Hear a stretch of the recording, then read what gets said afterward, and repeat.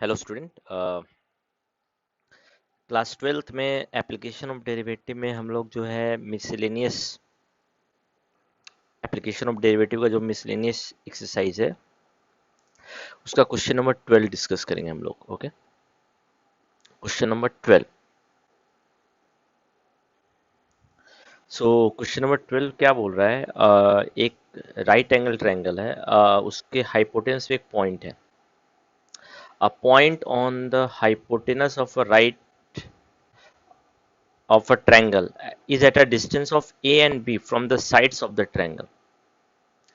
एक right angle triangle है। अब ये राइट एंगल ट्रायंगल फिक्स नहीं है, ठीक है, ये वैरी कर रहा है। बट इसके हाइपोटेनस पे एक ऐसा पॉइंट है जिसका डिस्टेंस बाकी दोनों साइड से कितना है, ए और बी।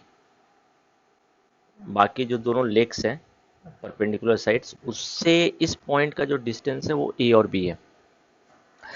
तो मैंने क्या बोला कि ये राइट एंगल ट्रायंगल आपका वेरी कर रहा है ना।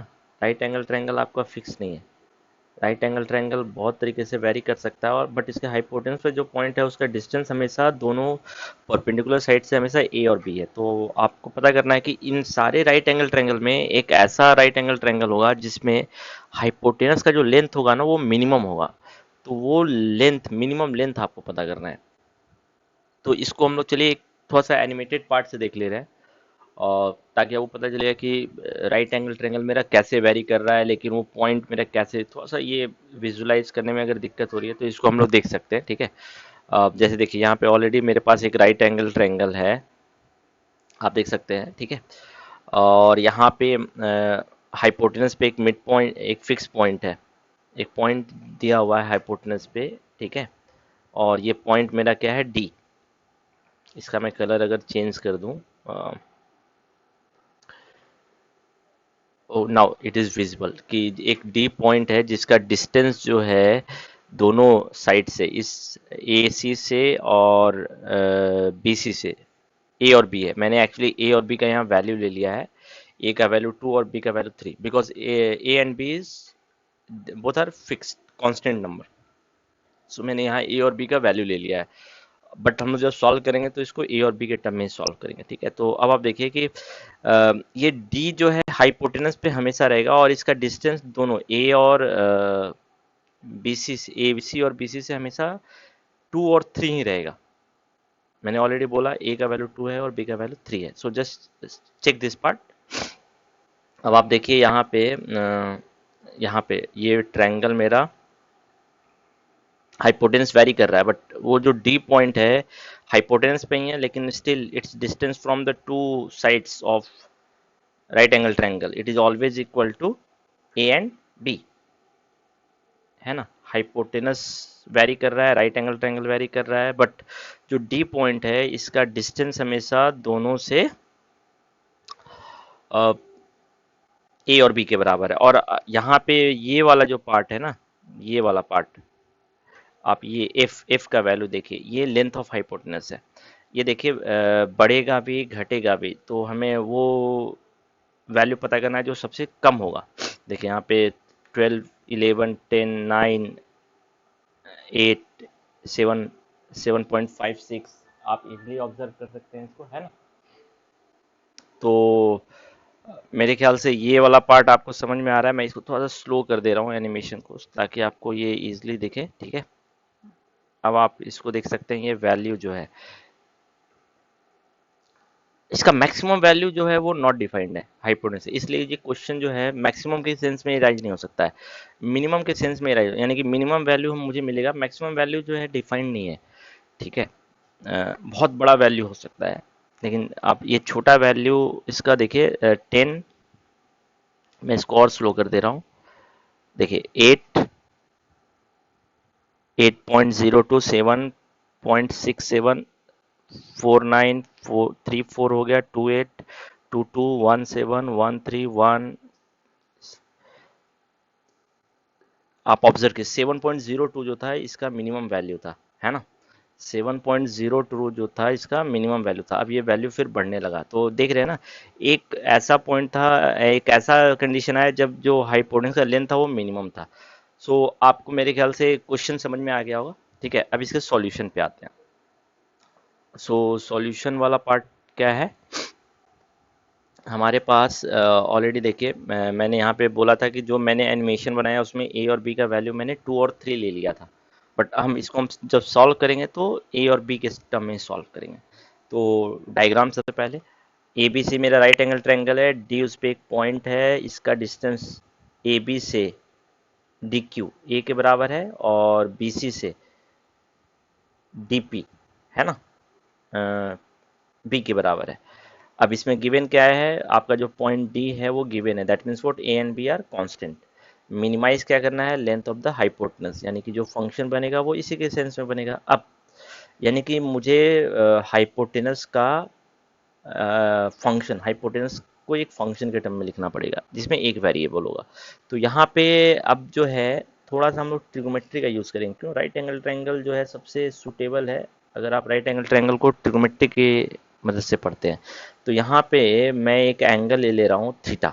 अब आप देखिए ये थीटा भी वेरी कर रहा होगा, अगर आपने ऑब्जर्व किया, हमने एनिमेशन में भी यहाँ पे देखिए, यहाँ पे ये थीटा ले रखा है बी पॉइंट पे, है ना। बी पॉइंट पे जो है आप ऑब्जर्व कीजिए, ये थीटा हम लोगों ने ले रखा है जिसका वैल्यू जो है वेरी कर रहा है। यानी कि राइट एंगल ट्रायंगल वेरी करेगा तो ये थीटा भी वेरी करेगा, है ना। इसका चलिए मैं इसका भी कलर ग्रीन है यहाँ पे, ठीक है। तो मेरे ख्याल से आप इजीली देख सकते हैं। अब आप देखिए ये थीटा का वैल्यू जो है वो वेरी कर रहा है, ठीक है। तो ऑब्वियस सी बात है, हम मान सकते हैं एक वेरिएबल अपने क्वेश्चन में कि let the angle at C B theta. अब ये थीटा मेरा वेरिएबल है, ठीक है, थीटा मेरा वेरिएबल है, ठीक है। सो अब कैसे सॉल्यूशन लिख रहे हैं, इन ट्रायंगल डीपीसी, आपके पास डीपीसी ट्रायंगल है, ये डीपीसी, इन ट्रायंगल डीपीसी हम लोग मान सकते हैं sine theta equal to DP by DC. So यहाँ से डीसी का वैल्यू निकल जाएगा, ये हाइपोटेनस का एक पार्ट हो गया। डीसी का वैल्यू कितना निकला, बी कोसेक थीटा।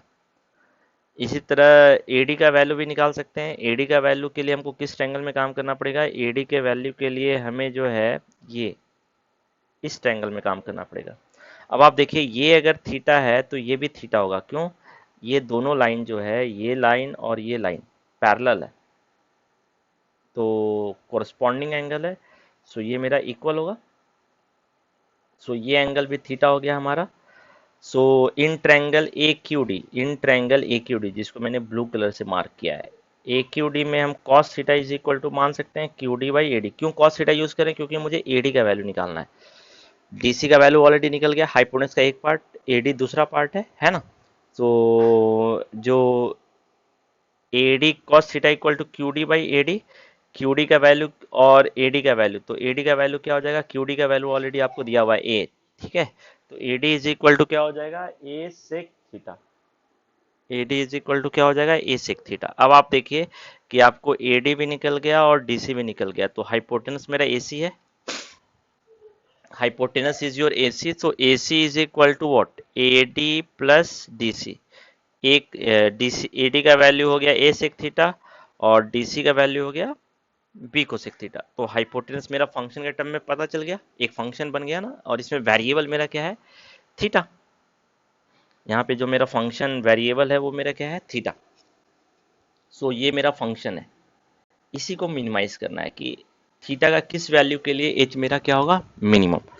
सो इसके लिए हम क्या कर रहे हैं, डिफरेंट डेरिवेटिव निकाल कर उसका क्रिटिकल पॉइंट निकालना पड़ेगा। So D H by D theta, so sec theta का differentiation sec theta tan theta, और कोसेक का minus cosec theta cot theta. अब क्रिटिकल पॉइंट निकालने के लिए फर्स्ट ऑर्डर डेरिवेटिव जीरो करना पड़ेगा। फर्स्ट ऑर्डर डेरिवेटिव जीरो किया, आप इसको दोनों को अलग, ये जीरो हो गया तो ये ऐसे आएगा सॉल्व करके, इक्वल टू साइन के दोनों तरफ चला गया, है ना। यहाँ से सबको साइन कॉस में हमने कन्वर्ट किया, या आप कन्वर्ट कर सकते हैं, ठीक है। और यहाँ से sign cube theta by cos cube theta cross multiply किया, हमने बी को यहीं रहने दिया, ए को इधर लेके चले आए, ए को इधर लेके चले आए, है ना। और साइन बाकी इन दोनों को एलएचएस की तरफ लेके चले गए, तो ये कितना हो गया, sine cube theta cos cube theta. So B by A equal to sine cube theta cos cube theta, ये कन्वर्ट हो जाएगा टेन क्यूब थीटा में। सो टेन क्यूब थीटा का वैल्यू कितना आ गया, B by A. So tan theta का value हो गया बी बाई ए होल 1/3।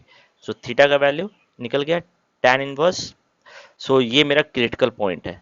हम इसको ट्रिग्नोमेट्री के टर्म में भी देख सकते हैं, इनवर्स ट्रिग्नोमेट्री के टर्म में भी देख सकते हैं, इससे बहुत बड़ा प्रॉब्लम नहीं होने जा रहा है। अब मुझे ये देखना है कि ये जो पॉइंट हमने निकाला ये मेरा पॉइंट ऑफ मैक्सिमा है या पॉइंट ऑफ मिनिमा, एक ही पॉइंट आया है या फिर पॉइंट ऑफ इन्फ्लेक्शन है, कोई भी पॉसिबिलिटी हो सकती है। बट क्वेश्चन में आपको देखिए पता करने बोला है कि हाइपोटेन्यूज मेरा मिनिमम कब होगा। एक ही पॉइंट आ रहा है तो अब इसलिए मेरा पॉइंट ऑफ मिनिमा होना चाहिए, otherwise there may be something wrong.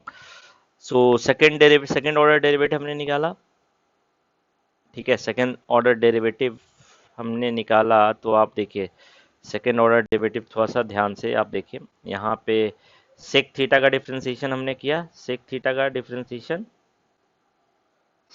Differentiation किया तो सेक थीटा का डिफरेंशिएशन हो गया सेक थीटा का डिफरेंशिएशन हो गया सेक थीटा टैन थीटा। तो टैन थीटा पहले से था, सेक थीटा टैन थीटा, तो सेक थीटा और tan theta tan square theta.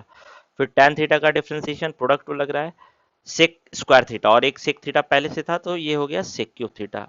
उसी तरह कोसेक थीटा कॉट थीटा, तो कोसेक थीटा का डिफरेंशिएशन कीजिए, माइनस पहले से है, माइनस फिर डिफरेंशिएशन से भी आएगा तो minus minus plus cosec theta, और कॉट थीटा पहले से है, कोसेक के डिफरेंशिएशन से एक कॉट और आएगा तो कॉट स्क्वायर थीटा। फिर जब कॉट का हम डिफरेंशिएशन करेंगे तो cot minus cosec square theta, और पहले से एक कोसेक है तो ये हो जाएगा कोसेक क्यूब थीटा, और माइनस माइनस प्लस। ठीक है, आप ये कैलकुलेशन कर सकते हैं, मैंने आपको सिर्फ एक आइडिया दे दिया। अब मुझे ये दिखाना है कि जो सेकंड डेरिवेटिव है ये मेरा पॉजिटिव होगा, क्यों, मुझे पॉइंट ऑफ मिनिमा दिखाना है। सो सेकंड ऑर्डर डेरिवेटिव जो है ये मेरा मिनिमा का पॉइंट होगा, पॉजिटिव होगा। तो थीटा का वैल्यू आपको इतना दिया हुआ है ना। अब आप देखिए हमारा ये जो थीटा है एक राइट एंगल ट्रायंगल में है, ये थीटा जो है एक राइट एंगल ट्रायंगल में है। सो थीटा का वैल्यू जो है हमेशा एक्यूट होगा, 90 तक नहीं जाएगा, 90 से छोटा ही रहेगा राइट एंगल ट्रायंगल में। सो फर्स्ट क्वाड्रेंट में है तो थीटा का वैल्यू जो है वो एक्यूट है। सो सारे फर्स्ट क्वाड्रेंट में सारे ट्रिग्नोमेट्रिक फंक्शन जो होते हैं वो पॉजिटिव होते हैं। तो यहाँ पे हमारा जो सेकेंड ऑर्डर डेरिवेटिव में जितने भी हैं sec theta tan square theta sec cube theta cosec theta cot square theta cosec cube theta सारे पॉजिटिव होंगे। तो इसके बेसिस पे हम बोल सकते हैं ना कि हमारा सेकेंड डेरिवेटिव जो होगा वो हमेशा पॉजिटिव होगा। So this imply that H will be minimum when tan theta is equal to h is minimum when tan theta is equal to b by a 1 by 3 और theta equal to tan inverse b by a whole 1 by 3, right. So ये तो हमने proof कर दिया कि theta मेरा h मेरा minimum होगा, बट अब हमको मिनिमम वैल्यू निकालना है। तो tan थीटा मेरा क्रिटिकल पॉइंट था, सो क्रिटिकल पॉइंट का यूज करते हैं tan theta is equal to b by 1/3 and a raise to the power 1/3, यानी b बाई ए होल 1/3। तो सेक थीटा का वैल्यू निकालना है तो ट्रिग्नोमेट्री यूज कीजिए। सेक थीटा क्या होता है, under root 1 plus tan square theta. So tan theta का वैल्यू दिया हुआ है, यहाँ पे टैन थीटा के जगह पे हमने पुट कर दिया ये वाला वैल्यू। तो 1/3 है, इसका स्क्वायर हो जाएगा तो b बाई ए 2/3 हो जाएगा, राइट। इसी तरह कोसेक थीटा के लिए टैन थीटा का वैल्यू दिया तो कॉट थीटा का वैल्यू क्या होगा, ये रिवर्स हो जाएगा ना, ए और बी बाई ए होल 1/3। तो कोसेक थीटा का फॉर्मूला क्या है, under root 1 plus cot square theta. So same same A by B हो जाएगा 2/3। सो सेक थीटा और कोसेक थीटा का वैल्यू क्यों निकाल रहे हैं हम लोग, क्योंकि यहाँ पे हमें पुट करना है मिनिमम वैल्यू निकालने के लिए। सो इसको थोड़ा सिंप्लीफाई कीजिए। अगर आप सिंप्लीफाई करेंगे, पहले सेक थीटा वाला पे आते हैं, तो इस पे क्या होगा, एलसीएम लेंगे तो ये हो जाएगा, यहाँ पे 1 से मल्टीप्लाई हो जाएगा A raise to the power 2/3 plus B raise to the power 2/3, और डिनोमिनेटर में हो जाएगा ए रेज पावर 2/3। इसी तरह इसको आप जब सॉल्व करेंगे तो यहाँ पे क्या मल्टीप्लाई होगा, बी 1 से मल्टीप्लाई हो जाएगा तो ये हो जाएगा बी रेज पावर 2/3, और ऊपर में ये रहा ए रेज टू द पावर 2/3, और डिनोमिनेटर में क्या एलसीएम जो है वो मेरा क्या रहा, B raise to the power 2/3। यहाँ पे वैल्यू पुट कर दिया है हमने, बी देखिए यहाँ पे है, ए जो है यहाँ पे है, और ये जो वैल्यू है ये सेक थीटा और कोसेक थीटा का वैल्यू है। इसको अब आप थोड़ा सा सिंप्लीफाई कीजिए, ठीक है। स्क्वायर रूट है तो स्क्वायर रूट है। अब आप देखिए ये स्क्वायर रूट है, ये स्क्वायर है बीच में यहाँ, तो स्क्वायर के कारण जो है सिंप्लीफाई होकर सिंपली क्या हो जाएगा, A raise to power 1/3।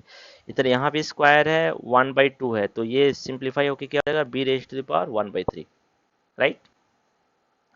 So H का वैल्यू कितना आया, अब यहाँ पे ये दोनों डिवीजन में है, सो सब्ट्रैक्ट हो जाएगा एक्सपोनेंट, सो 1 - 1/3 कितना हो गया, 2/3। इसी तरह B minus B by 1/3, B raise to 2/3। अब ये दोनों कॉमन है दोनों में, टेक दिस पार्ट कॉमन, ये कॉमन हो गया हमारा, तो अंदर में क्या बचा, A raise to the power 2/3, B raise to the power 2/3, और ये कॉमन आ गया हमारा।